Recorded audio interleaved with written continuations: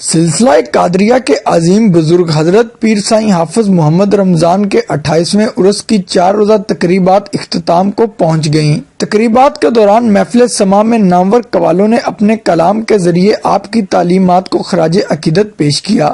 درگاہ کے سجادہ نشین پیر غلام عباس قادری کا کہنا ہے، بزرگوں کے عرس کا 4 روزہ پروگرام ہوتا ہے، لنگر کا وسیع انتظام ہوتا ہے، عقیدت مند جو بھی آتے ہیں وہ فیض یاب ہو کے جاتے ہیں۔ مختلف علاقوں سے آئے زائرین نے 4 روزہ عرس کی تقریبات میں شرکت کی سعادت حاصل کی۔